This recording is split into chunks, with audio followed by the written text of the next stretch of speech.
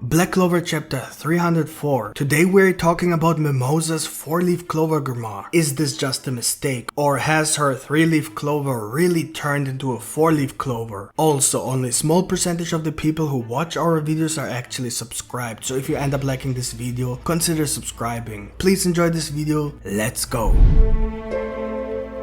It all starts with Lorupeshika getting rid of her curse. In our last chapter review, we said that if her curse will disappear, then it could be an indication that all curses are gone because Megicula lost her connection to the human world. Nonetheless, we don't believe Megicula is dead, as it just doesn't make sense for several reasons. The whole point of Gordon's existence is that he is the one who must break the curse of Megicula, and of course the pact of his ancestors. All of his research over the past 6 months to find a cure for all curses, as well as the entire storyline that has been built around the Agrippa family, would be completely in vain if Megicula had really died. Also, we would never see the full strength of Megicula, and if Megicula's Clifford Gate were open, then literally nothing interesting would happen, as Megicula would already be dead, apart from the appearance of a few more low, mid and high ranking devils. But for an event as big as the opening of another Clifford Gate, it's not really exciting if a Supreme Devil doesn't show up. And most importantly, Megicula never really manifested in the human world, so she couldn't die. We saw that she used Aesir's soul to interfere with the human world, but to be fully manifested, Vanica and Lorupeshika should have died, which did not happen, meaning Megicula couldn't die either. The reason both Lorupeshika and Nozel's curse disappeared could be because both curses were linked to Megicula's own Devil Advent ritual, which was stopped the moment Megicula was defeated.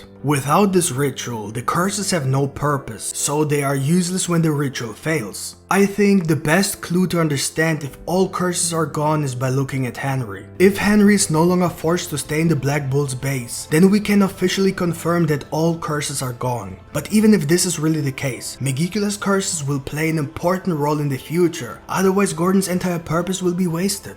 Then we have this very sweet moment between Gaja and Lorupeshika, in which Gaja confesses his love to her. And by confession I don't mean the typical I like you talk, but he said straight away I love you, but not as a princess of the Heart Kingdom, but you as a woman. I mean, we all knew there had to be something between the two, but now that it's confirmed, it really hurts to know what Gaja had to go through when Lorupeshika was kidnapped and turned into a devil. And as if that wasn't enough, she even stabbed him to death, although he didn't die. And what did I tell y'all? Don't give up on Gaja yet. If Gaja had to die, then he would have died without Rill bringing him back to life, even if it was temporary. And if I have to be honest, I love Gaja, but that's definitely not healthy for Black Clover, unless Tabata is just trying to make us believe that every Black Clover character is safe from death. But at some point in this arc, he will suddenly let a lot of characters die. With that, he will create a very strong contrast, so that simple deaths will have a much stronger effect on us. Even so, I believe that keeping Gaja alive was not a good decision, although I understand why he did it. Mainly because there aren't many powerful magic knights, and the humans really need someone like Gaja to keep up with the devils. They have barely been able to defeat Megicula, even though Megicula had not even used all of her strength. For this reason, we also believe that the Dark Triad will join the fight against the devils. I know, many of you hate our opinion that the Dark Triad will join the fight against the devils, but I have the feeling that many misunderstand what we are saying. We do not mean that the Dark Triad will be forgiven. We have never said anything like that, and that's not what we mean at all. There are other ways in which the Dark Triad can join the war against the devils without them being forgiven. We are talking about a temporary alliance, and not even necessarily an alliance, but rather a common enemy. Fact is that with every opened gate, more and stronger devils appear. Even Asta in his 5-minute devil unit mode can probably only keep up with the next Supreme Devil. At best the 3rd, but definitely not the 4th, 5th and so on.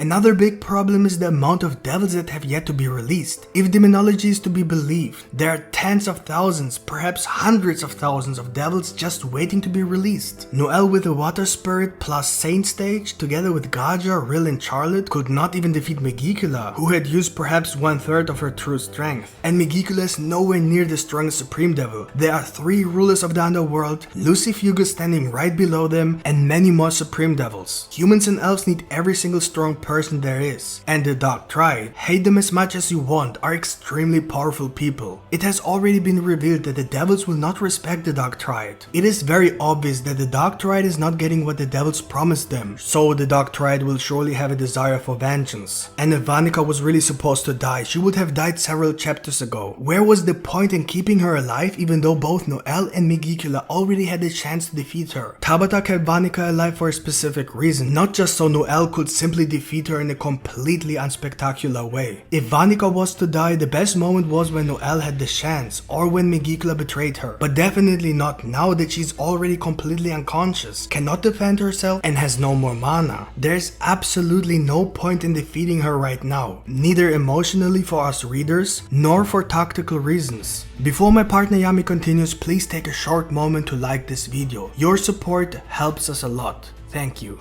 Now we come to Mimosa's Grimoire. We notice that Mimosa's Grimoire suddenly shows a 4-leaf clover. It's definitely a 4-leaf clover and not just a poorly drawn 3-leaf clover. The question is not whether if it's a 3 or a 4-leaf clover Grimoire, but whether if this is a mistake by Tabata or his editors. Did Tabata really reveal Mimosa's power up in a hidden way so that the fans should find out first before he officially explains it in the manga? Or was he just careless and accidentally drew a 4-leaf clover instead of a 3-leaf clover? We definitely know that the 4 leaves can become 5 leaves when the user of a 4-leaf clover falls into deep despair. Then the property of the magic changes, as was the case with Pathri's light magic, which turned into demonic light magic. So we can assume that the number of leaves is determined either by the mental state, belief or determination and ideologies of the Grimoire's owner, and not by their strength. The number of leaves of a Grimoire should still affect the properties of the user's magic. Perhaps a 3-leaf clover Grimoire can really become a 4-leaf clover if certain circumstances cause this transformation. If this is really the case, it definitely needs a good explanation, because no matter what mental state Mimosa has reached, we can be sure that Noelle deserves to receive a 4-leaf clover as well. Also, we don't really know the difference between a 3 or a 4-leaf clover. We know that the Magic Knights who have a 4-leaf clover Grimoire are very strong, but mostly it has something to do with their determination and not because of the Grimoire is stronger than a 3-leaf clover. We have no evidence that some Grimoires are more powerful than others, so we can assume that the number of leaves represent the person but does not give them direct power. Perhaps a 4-leaf clover Grimoire has greater spell potential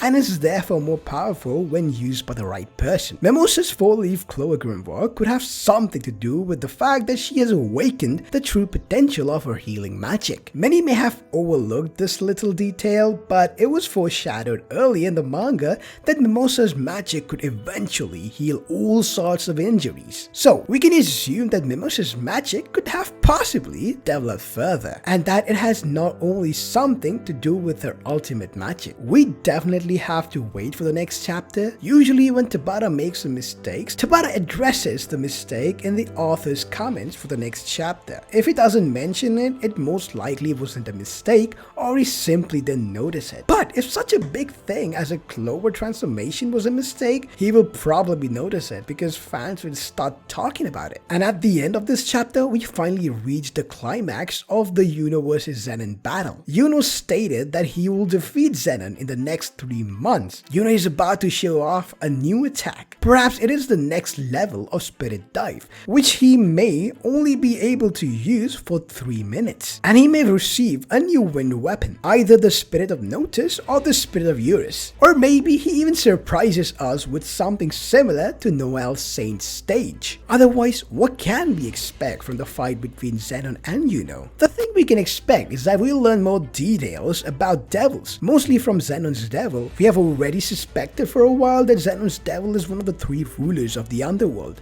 the devil of space magic. We think that the devil's name might be Beelzebub. I think there is a very good reason why Tabata kept the identity of Zenon's devil and also any interaction between Zenon and his devil so secret, because Zenon's devil will most likely play an important role, maybe even more important than Lucifero. Furthermore, if our theory that the Dark Triad will join the fight against the devil should turn out to be correct, then Zenon's devil would have to show signs that he will most likely betray Zenon at some point. One thing that we can definitely be sure of is that we'll find a lot of new and interesting things in the next 5 to 10 chapters. What do you guys think of this chapter? Let us know in the comments below. So that's it for today, folks. Hope you guys enjoy our video, and if you did, don't forget to smash the like button, and if you are new to our channel, make sure you subscribe with the notification bell turned on. See you guys in the next video. Yummy out.